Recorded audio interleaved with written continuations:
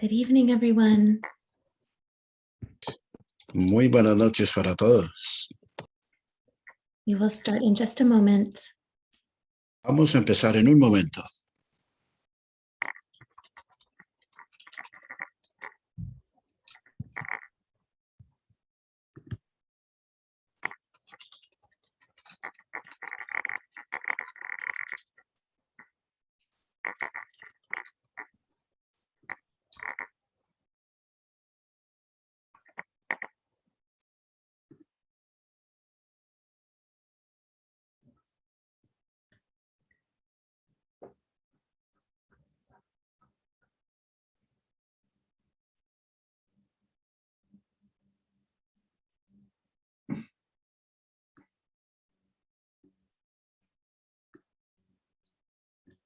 Okay, shall we go ahead and go through interpretation instructions?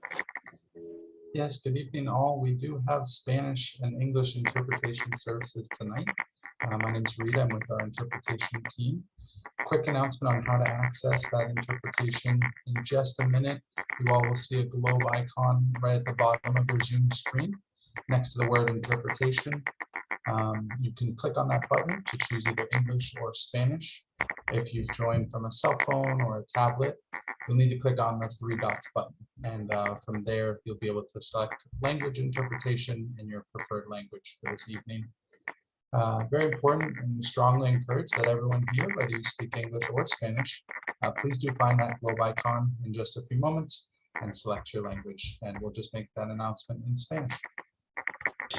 Good evening, everyone. This is Juan. Buenas noches para todos. Mi nombre es Juan. Tenemos servicio de interpretación tanto en español como en inglés esta noche. Para accesar el icono de la interpretación, busquen el globo redondo que aparece en la parte baja de sus pantallas. Hagan un clic en español para poder escuchar la interpretación simultánea. De cualquier manera, aquellas personas que se estén conectando de un teléfono celular o de un iPad o de una tableta, busquen en la parte superior de sus pantallas los tres puntos donde dice More.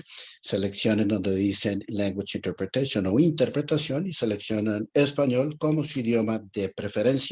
Es importante cualquiera que sea su idioma, bien español o inglés, que seleccionen el englobo, el idioma de preferencia. Muchas gracias. Thank you very much. And now all should be able to see that button on their screen. Ahora todo el mundo debe poder ver ese icono del globo.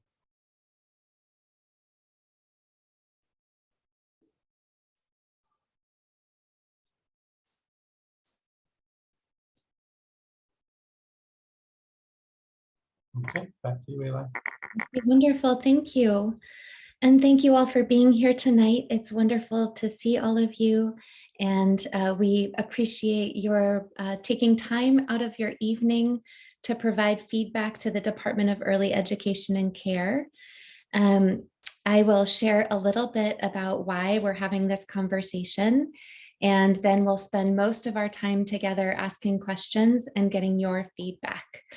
We do have, let's see, about looks like 15 or 16 people here, and I would love to know, I see your names, but if you could share the perspective that you're bringing to tonight's call, whether you are a parent or guardian or family member of young children and use childcare programs or might use childcare programs, or if you work with families through your career, your job, if you could just share a little bit in the chat about the perspective that you bring tonight, we would love to hear about that. So I'll give everyone a moment to provide their perspective in the chat. Are you coming as a parent, as a family member, as someone who works with families?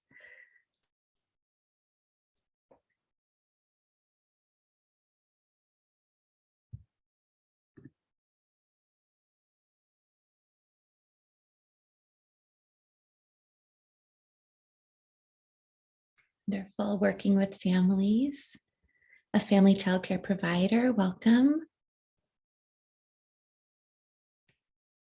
As a parent and advocate for families, wonderful. As a director of a childcare program, a provider of a program for childcare, wonderful. As a parent, great. a mom of 3 boys, and a parent partner at the East Boston Social Center. Thank you, Lisa. Wonderful. And Joni, I know that you're here. Joni is a member of the Early Education and Care Board. Would you like to just say hello? Thanks, Eli. Hi, folks. Yes, as Eli said, I am a proud member of the board. And I love to participate in webinars like this to not only get a sense of where our families and providers are and what they're thinking, but also it informs my work that I work with families with young children in the Brockton community. So I like to wear a few hats when I'm around. And again, I'll echo what Eli said. I thank you for joining us. I think it's very important that we get everybody's perspective and voice. So thank you. I look forward to this. Thanks for the time, Eli. Of course, thank you, Joni. And I see, Kathleen, you added your perspective serving on the local school community and as a parent and an advocate. Thank you. Okay, so I will share a little bit about why we asked you to come and have this conversation. Hello, Rosario, buenas noches. And then we'll engage in conversation. And I will share just a couple of slides for context, although please feel free to unmute and interrupt if you have a question or if anything's unclear as we go. So this will just be a couple minutes.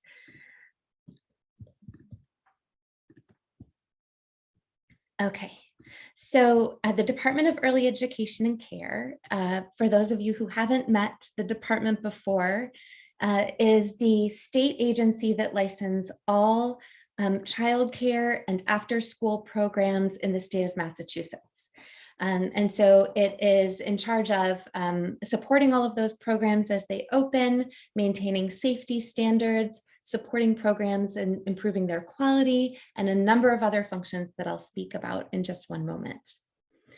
So when the department had its new commissioner come in about a year and a half, almost 2 years ago, it embarked on a strategic planning process.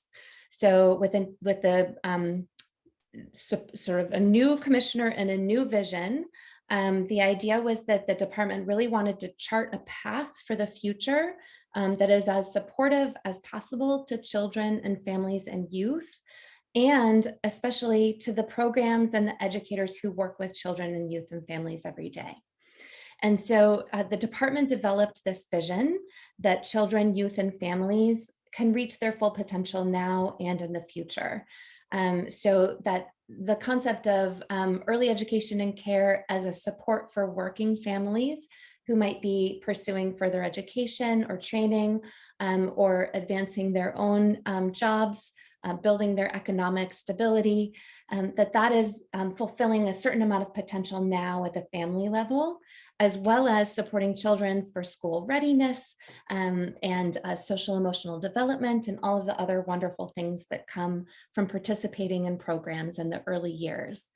And that those effects are felt far into the future for both children and for families, and that all of that is really sort of realized throughout all of the Commonwealth.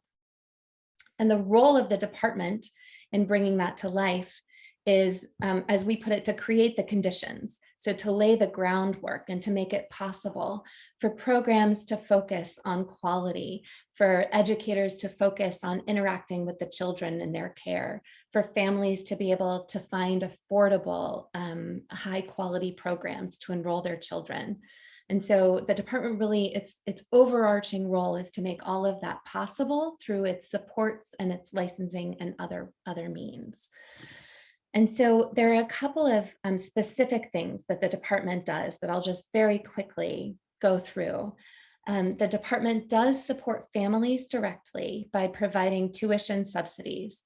So families whose income suggests they need an additional subsidy to afford a program for enrolling their children, will apply and receive a subsidy where the department underwrites the cost of that enrollment or that tuition.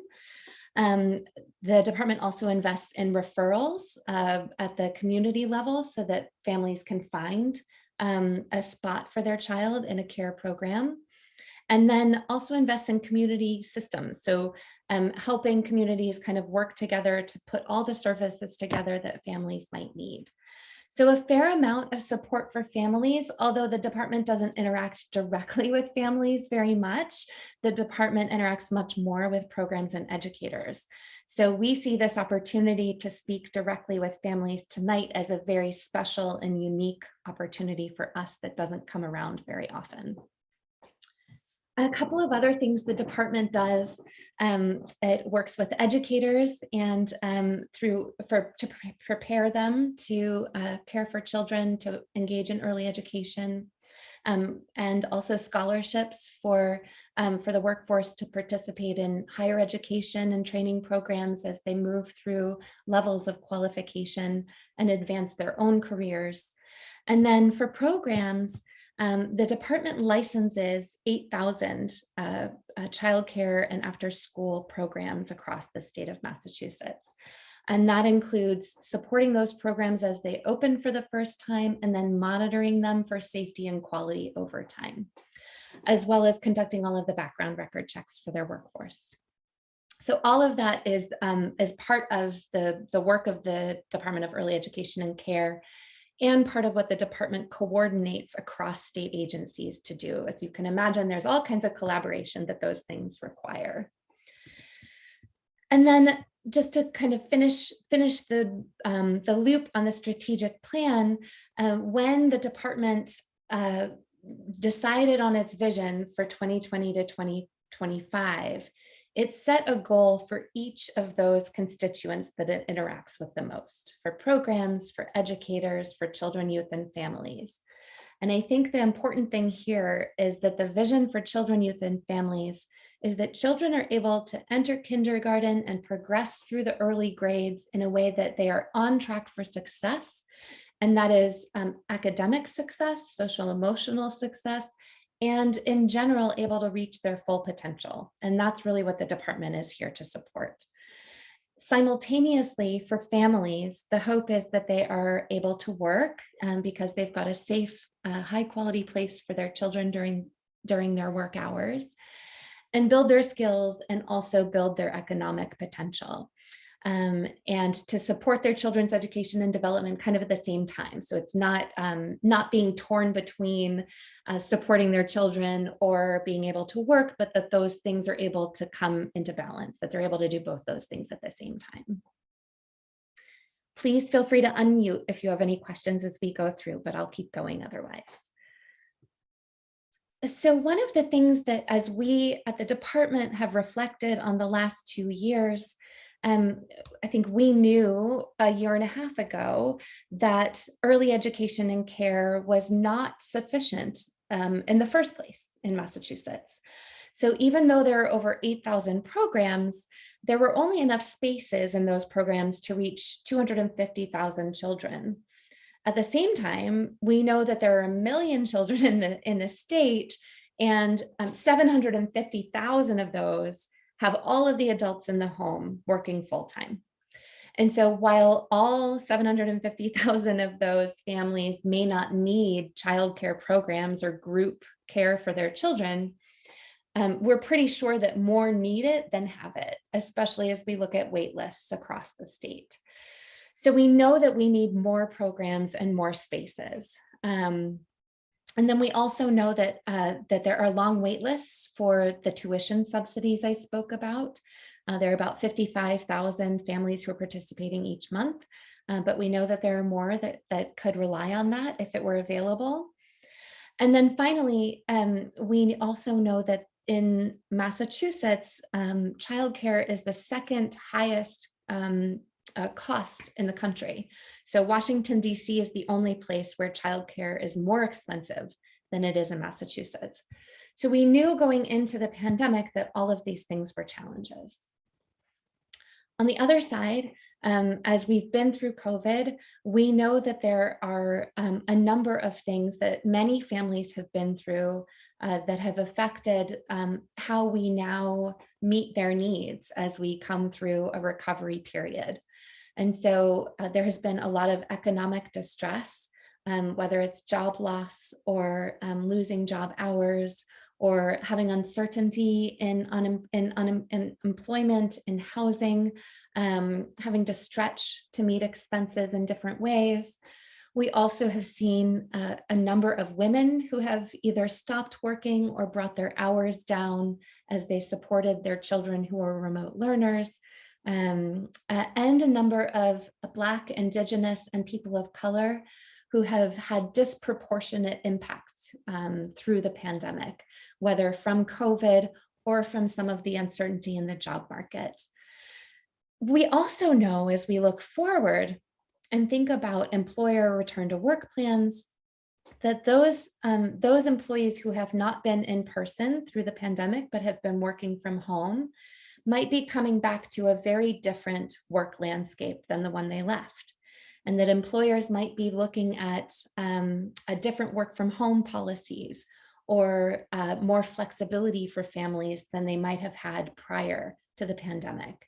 And so all of these things have caused questions for us as we think about early education and childcare programs. What might be needed over the next year to 2 years so that we can make sure that childcare and early education is meeting the needs of families as we go through the next several months. So that is what brings us to this conversation today. And the main questions that we want to ask are these two. How have family needs changed through the pandemic? And what do families need and want from childcare in the future? So those are the things that we hope to walk away from this conversation with tonight. So I will just, I will go ahead and stop sharing the screen. And I think we have a number of people here where we can have a conversation rather than using kind of survey technology to collect feedback. And so over the next 30 minutes or so, I'm going to ask questions and ask you all to respond by unmuting and sharing your thoughts. And if you have something that you want to provide thoughts on, but you want to remain anonymous, then please feel free to write me in the chat and just write it directly to me, private chat, and I will share your thoughts out loud with the group. Does that sound good? Okay. Okay. So I think the first question is a little bit general. So what have you seen change for working families, whether it's their work schedules or families who have been working in person through the pandemic? What kind of flexibility they've had from their employers, if any? What are some of the patterns or the trends that you're seeing or that you're experiencing as a family as you work with employers and think about some of those policies? So please feel free to just unmute and provide your thoughts.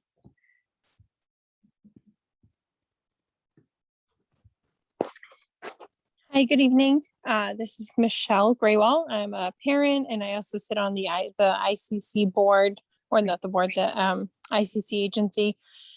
So I do work for an insurance company in Massachusetts, and my husband works for a cell phone provider based or in Massachusetts. And so we have seen some, in the, I would say the corporate space have provided some level of flexibility in terms of like working from home. So that has been positive.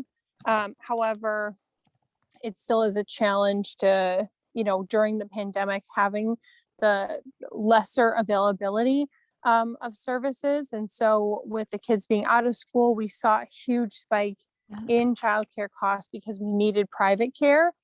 So it nearly, doubled what we were paying just for after school programs. So that was absolutely an unplanned change. So while we were able to continue working, it was an unplanned budget expense. So that was that was definitely a challenge.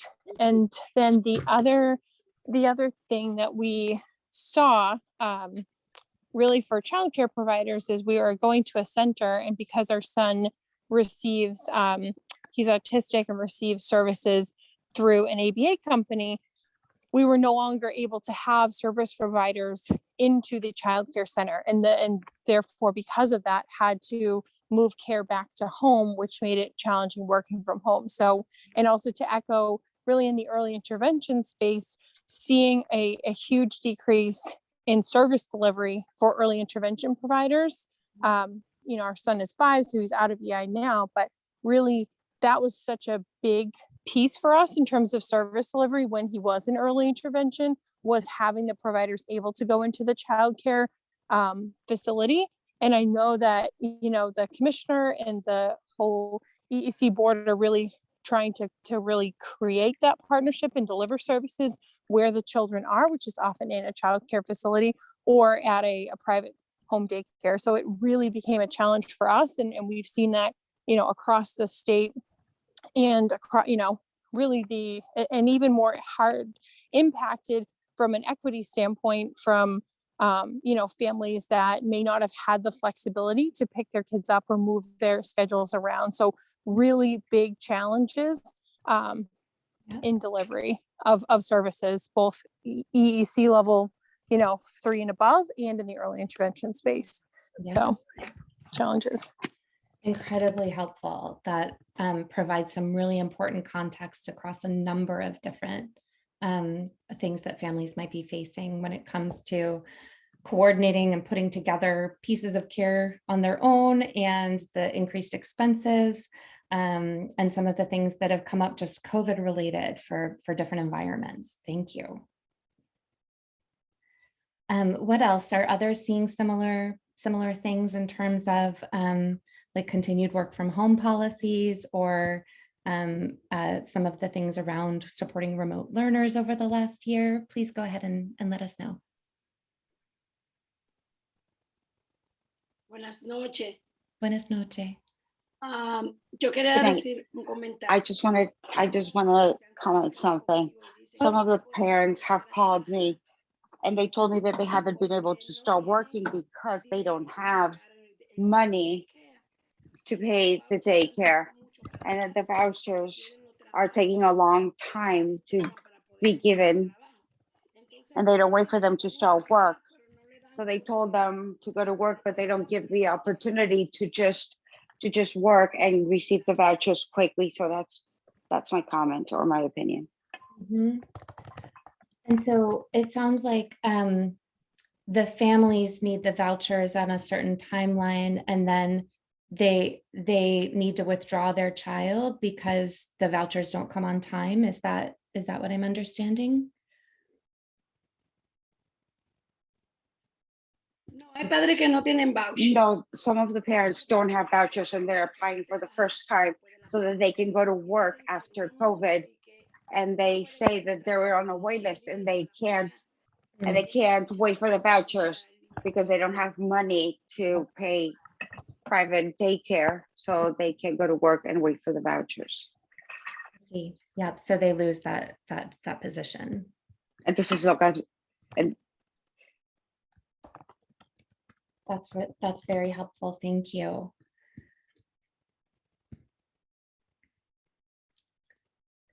What are some of the other things that you all have experienced or have seen?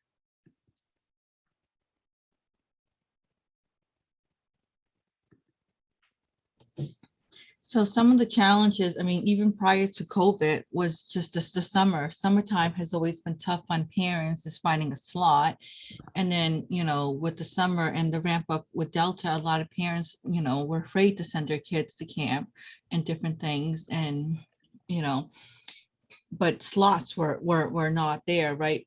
Priorities went to families who already had kids in slots, and there was not enough slots because of the restrictions of the classroom sizes. So a lot of parents don't have those slots available. And then priority went to families who had kids, who had siblings and everything else. Then now if you have a newborn, there's no newborn slots anywhere. So anyone 3 and under, it was impossible. Now you have a 3, you know, and a lot of families gave birth during the pandemic, and then wanting to go back to work was a challenge. And then if you have an 8-year-old, forget it. So the after school slots was the same thing. So kids who had childcare throughout the pandemic got all those first priorities. So that was a challenge. And then so it's an ongoing battle, because you know those voucher slots and everything else like that, you know what I mean, is always waitlisted. So the waitlist didn't get any better with the pandemic. And then how do you explain to families that, you know what I mean, priorities went to families who've been in care? Yeah, it sounds like it's a very real, when we talked about the not having enough spots for families before the pandemic, it sounds like it's almost even worse. Yeah. So then the other problem is the testing too. A lot of families, you know, they have to get COVID tested, and then that's when they find out that there's more positive than it is. And then the testing has now been reduced too. Before you can always get a test whenever, and then, you know, the hours have been changed a lot too. I'm speaking specifically for East Boston, where I think now, you know, before it was like you can get it from 9 a.m. to 1 o'clock. Now it's like from 1 to 5. So it's a lot of confusion. Language is also another barrier too. And a lot of the workers not always available. They're only there on certain days because they're working remotely, and then they're not allowed in the building either. So that's also another barrier that people didn't really think about, where you're supposed to submit all these paperwork and everything, and but you know, families aren't allowed in any of these buildings, public or private EEC buildings. Yeah, that's helpful. Thank you. Hi, everyone. I'm Stacy McHugh. I am a training and workshop provider for families and educators. And I just want to echo and kind of piggyback a little bit on what Lisa said. I think one of the challenges, also just the discussion about finding summer care and the disconnects for early intervention or special ed services. One of the challenges and frustrations I heard from the early days of the pandemic right through from families as well as educators was just the inability to provide any true continuity of care, right? Which is what we know is a foundation, the relational, the relationships that are key that are provided in that continuity of care. I know of centers that took kids that and families that they didn't know before. And then as whoever was speaking before, Lisa, I apologize, the name escaped me. Then because they were already in care, when, you know, other spaces became available, they stayed, and families who had been in those centers couldn't return. So there's a lot of lessons to learn, not just about Eli, as you said, from the outside, we know we don't have enough care. Right. But, you know, how do we support the families who do have those coveted slots to begin with? Right. It's great points. And it seems like, I mean, what we think we've heard is that there has just been a lot of volatility, sort of ups and downs in enrollment, where it's very hard to predict from day to day what the enrollment or the attendance will be across a lot of programs as well. This is Michelle again, and again, I want to echo all the input before us. We found that one of the things is we have 2 sons who have exceptionally special needs and require services. We, again, due to one of the programs, again, not having enough or we couldn't get a spot, even though we previously had it. We were not able to keep the spot because they had to change their numbers, and he wasn't able to secure a spot. And so we had to find care elsewhere, but the level of care and the quality of care was not the same. And so if you had a level of care previously, and now you had to find other accommodations, maybe whether that's a family member or, another daycare center, you don't have equity across, from a knowledge standpoint, or just, again, due to not maybe having been exposed to having a child who has additional needs. It could be medical, physical, intellectual, but it really, if you had care and you were able to change, you know, maybe you dropped down or you changed it to a family member or someone else for care because you had to, you weren't getting the same quality or continuity that you had before. And again, I think it then ripples out where you have kiddos who now have a lag in service delivery or a lag in the progress they're able to make, especially when you think about the kids who are doing the remote, you know, the work from home, but Remote schooling. sorry, there you go, homeschooling or remote schooling. So it just, the quality, it not for not wanting to and having a population of providers doing their best, but you couldn't always get the same level of care or of quality that your child needed just because you had to change but do what you needed to do to survive, literally. So that's just another point I want to make. Excellent point. Thank you. Yeah. Can I offer a constructive criticism for Please, EEC? Absolutely. I think along with the just Michelle, what you were rightly saying about the care, I hosted some virtual trainings early on, and I had a training that just kind of, it was around relations, and it just came into, it was with a particular center, Boston-based center, and it just turned into a like, help us with the issues we're having. And so I think a missed opportunity from EEC was really around just helping educators get out ahead of learning the technology. And I know everyone, was faced with so many things to do, but I think if there was a way that there could have been more supports, like Zoom basics or whatever, to help, as Michelle was saying, help there be some measure of quality of care when there was virtual or hybrid, for the centers that weren't open initially. And I think those are things that would be nice to see EEC build into workforce development for the future, because unfortunately, I don't think these types of events are going away, right? And things like, now that we have virtual education, like, will we ever see a snow day again, right? Unless there's power loss, right? So we have to think about how we support, providers in a different way too. That's enough from me now for the evening. I'll let others speak now. Thank you. Thank you. What are other thoughts about how family needs might be changing? And just Stacy, I do hope we don't close childcare programs again to require virtual for those early years. It's really hard, I know. But what are other things that you all are seeing or hearing from families or experiencing yourselves? What else has changed? What do you think is going to be coming in the next couple of months? What sort of changes might be ahead as we look forward?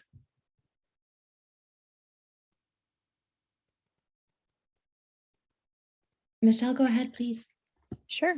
Thank you. To Stacy's point, though, as much as it was a challenge, who could have predicted this? And again, I know it's enough to trying to respond, but to Stacy's point, how can we shore that up? And Eli, what I hear you asking is, what we could see coming forward is to your point, to roll that out, even with something as simple. I knew the commissioner has that. I've read through the strategic plan, and this type of training would fit in beautifully with, with that objective. So directly helping with Zoom based, if there is a technology need and kiddos have to come back, there's probably a state of, maybe they have to do more Google Classroom, or they're now bringing their Chromebooks home because who knows what is going to come next. So I would say that getting that training out ahead is a big opportunity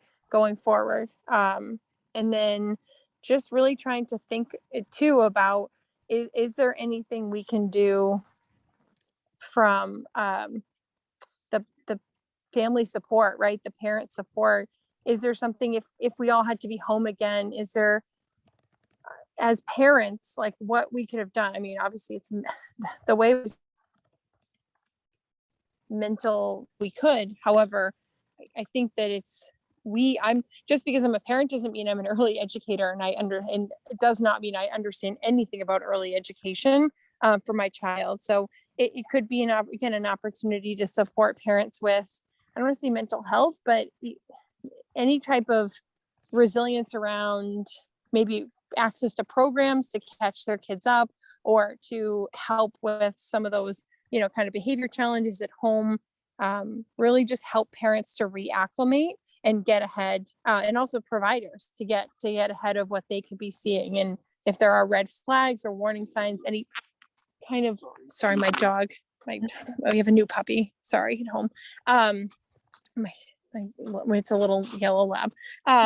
Anyway, sorry, I bring him on camera, but he's like, yeah, he's crazy, but he's very cute. Anyway, so I think any opportunity you can have, you may have some insights from all the different listening sessions you've done with providers, but being able to respond quickly with some of those webinars, or resources for parents, either in the form of email, is going to serve, and at least get ahead, establish that communication channel to families and to providers. So.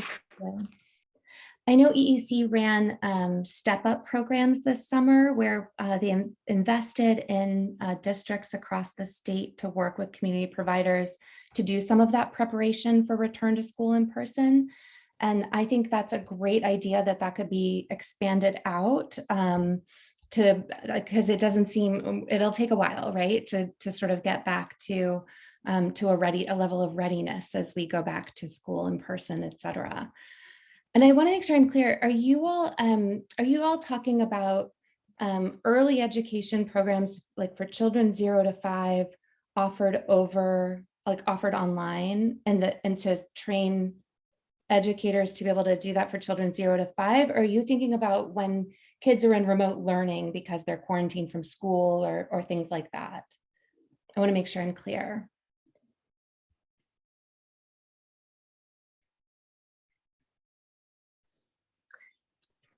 So I think both scenarios could be the case, where you do have cases for remote learning and providers needing to, to accommodate for their kiddos having the remote learning, but also to the extent they have it, right? I mean, 5 is pretty much on that cusp of, early care. But you are having daycare providers and centers that are catering to not just the 0 to 5, but also to the to the other school age children. So I think empowering them with that knowledge. Yeah, I think, yeah. So I would say for them, it could be I think I want to say both, because you really could have just parents supporting their kids at home. So giving that family support, but also giving providers that, hey, we see you, we recognize that this is a challenge, and here's what we're doing to, to address it. Yeah. Okay, great. Thanks. I wanted to make sure I understood. Sure. Yeah. What about work schedules? Have you all seen changes in family work schedules, or have they held pretty steady through the pandemic, and now as people are going through it's called recovery, right? We'll see where things go, but through the pandemic and recovery. Are you seeing schedules for families changing, or their flexibility for working, in a hybrid style or working from home for the families that have that ability?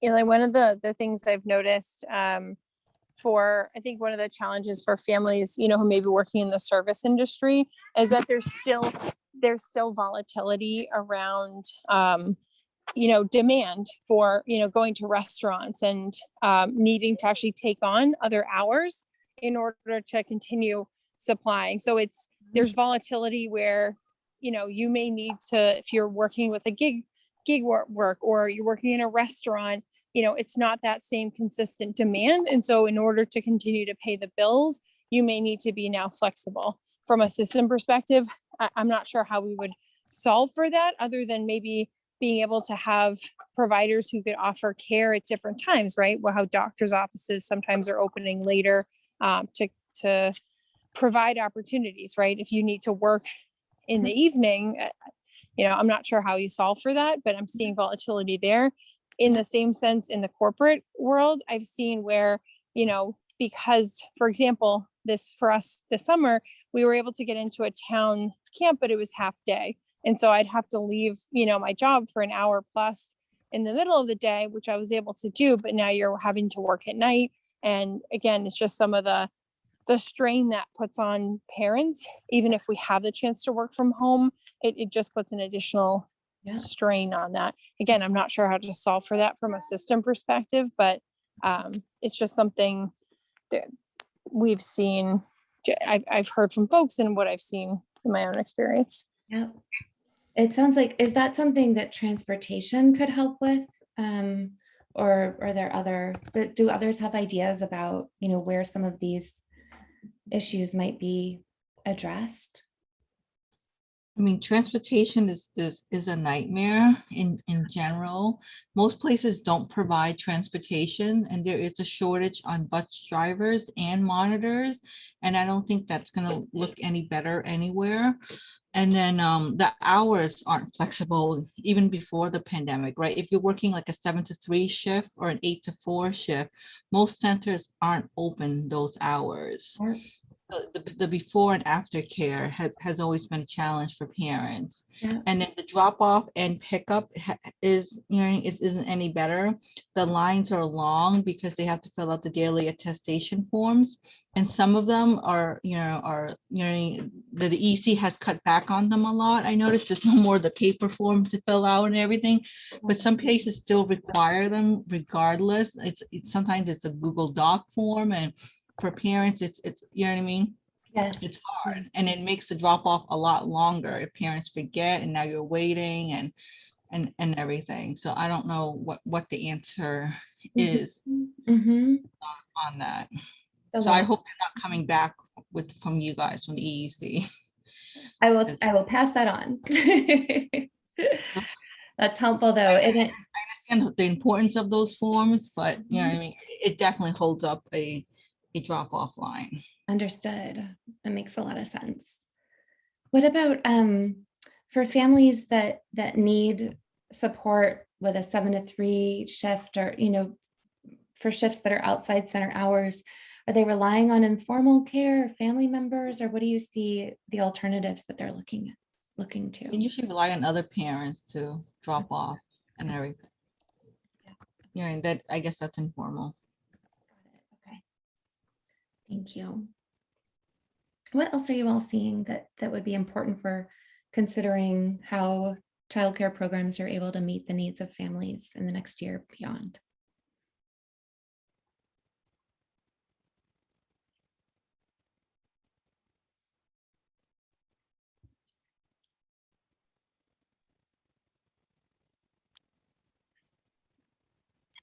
I've seen a few changes happening, that we're seeing a lot of inequities in terms of families, but the state and EEC are using a general map based on what the need is in the poverty level.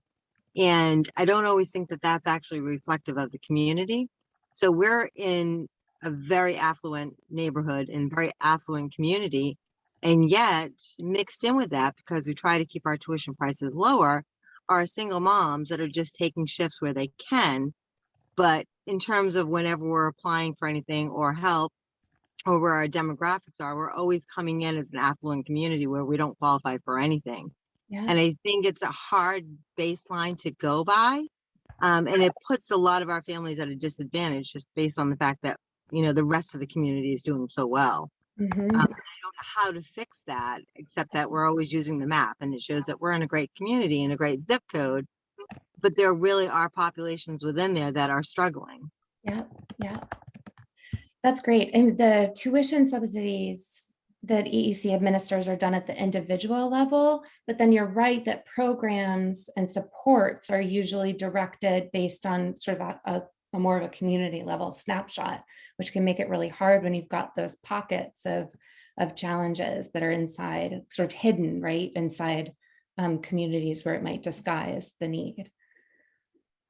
I feel like they're also being hit schedule wise too, because they're not commuting, but they're also, challenges of, getting to where you need to be and getting the children here.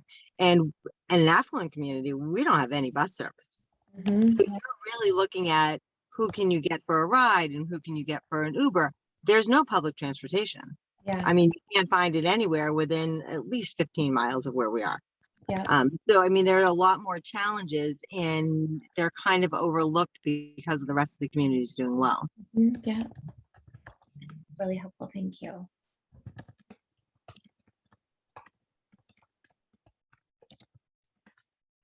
We have just a couple minutes left, and I want to make sure that I've heard from everyone that has something to share about either your experiences or what you see families needing out of childcare in the next year and beyond. So if you haven't spoken yet, please take this opportunity to go ahead and share your thoughts and make sure that we get your feedback as we think about the future.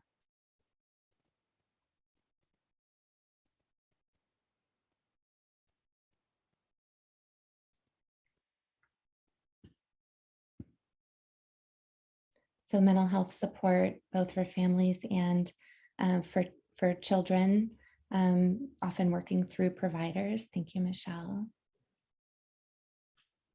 Are there new services and supports, or I'm hearing a lot about, increased support for behavioral supports and mental health supports, early intervention, some of those services.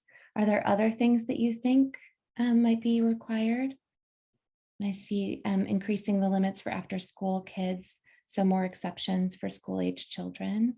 And I think you mean, Michelle, limits in terms of how many can attend in a program? Yes, that's correct. Yep, the number. So if you have a higher demand for school-age children, no, that could, again, dip within safety limits, but consider making exceptions if there are some additional help to increase numbers. Yeah. Even if it's on a temporary basis, because number one, then the provider could have some additional income for it, but you could accommodate more kiddos, right? Who could kind of function in more of a self-service, more autonomous fashion and not, right. Yeah. Yeah. Perfect. So there's that idea. And then the other idea that I had was, again, my being on the ICC for the EI division, it really comes down to early intervention services. You're going to have a number of kids who over the last, year and a half may not have had a chance to be flagged for early intervention. I think it's a big opportunity to empower your workforce with, ASQs or any kind of material that could help flow that family into EI, and then also, potentially offer, I don't know if it's, again, subsidies for allowing an EI provider to come in and deliver services there. It's, again, I understand there's a lot of systemic challenges, but it's really something I feel super passionate about, because you're going to support the providers, you're going to support the families, and then they don't feel like, when you identify a disability in a child or have a concern, it can feel insurmountable to try and get that help. If you have providers who are knowledgeable in that, or at least can help you, either point you in the right direction or notify you, it could help so many, because you're going to have such a wave of kiddos who haven't been referred into EI, but now are going, but do need it. So that's helpful. And for anyone who isn't familiar, early intervention is run through the Department of Elementary and Secondary Education, which oversees all the public school districts and is an area of frequent collaboration between early education and care and the public school system. And so, Michelle, I think that's really great advice to think about how that coordination could support and increased supports. Oh, sorry, Department of Public Health. Thank you, Joni. Joni, did you want to chime in? Thanks. Hi. As I had said, I wear two hats. I'm on the board. I am also a coordinator of a program in Brockton that's one of a program in every community called CFCE, Coordinated Family Community Engagement. And these programs vary according to the needs of the community, but they provide opportunities for families to access some of these resources that a few of you have mentioned, particularly support for social emotional development and early childhood mental health. For example, many CFCE programs and communities run family workshops for behavior or challenging behaviors. And if anybody's interested, I can certainly hook you up with your CFCE coordinator. Those of you who are in childcare programs, licensed programs, there is an early childhood mental health consultation program that the center or Head Start program can access themselves. And that's another resource that families can access outside of just the care component. So I just wanted to throw out a few things. We actually, you know, our state has so many resources and it's hard to get the information out to everybody, but this is a nice opportunity to share that information. So if anybody wants to contact me or Eli, she'll let you know how to get a hold of me. Sure, absolutely. Thank you. Thank you, Joni.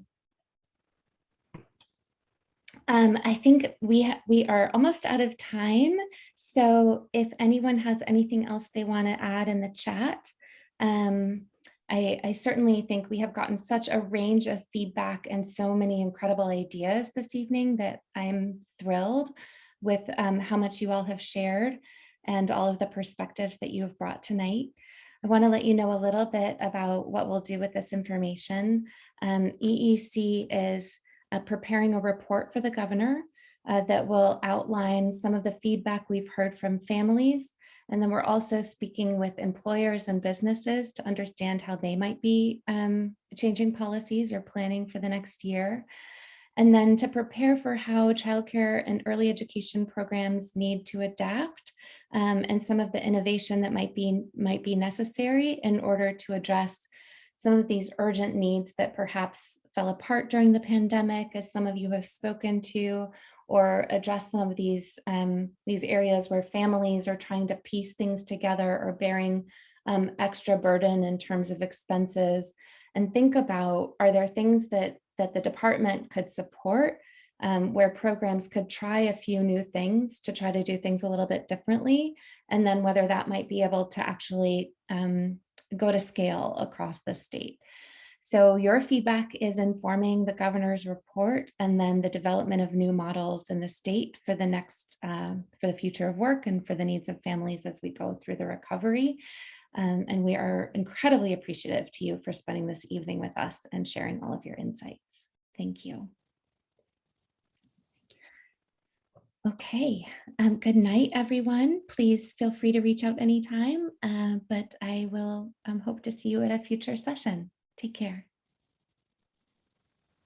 Good night.